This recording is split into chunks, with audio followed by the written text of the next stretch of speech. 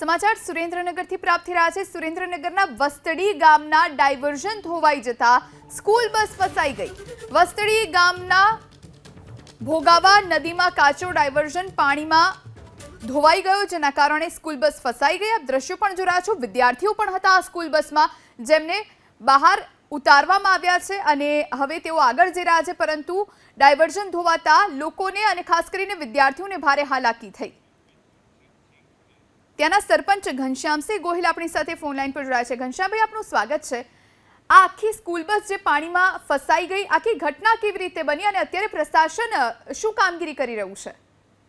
બેન, એમાં એવું હતું, સ્કૂલમાં રજા હતી, આજે ચાલુ સ્કૂલ કરી તો ચૂડા થઈને જવાનું હતું અને ડ્રાઈવરે થોડી ભૂલ રહી છે ડ્રાઈવરની। પછી મેં ફોન ઉપર આ ફસાડી કોઈ વાતચીત કરી, કીધું કઈ રીતે આવી કાઢી?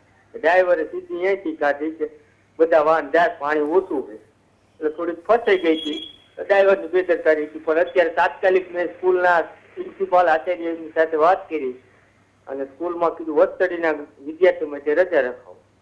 ઘનશ્યામભાઈ, આ ડ્રાઈવરની બેદરકારી ભારે પણ પડી શકે અને વિદ્યાર્થીઓ ભરેલી આ સ્કૂલ બસ હતી। હા, એની ભૂલ છે, એને આચાર્યએ પણ કીધું અને અમે પણ કીધું ગામ લોકોએ એવી રીતે નહીં કાઢો, હું અહીંથી આપતો જ નથી।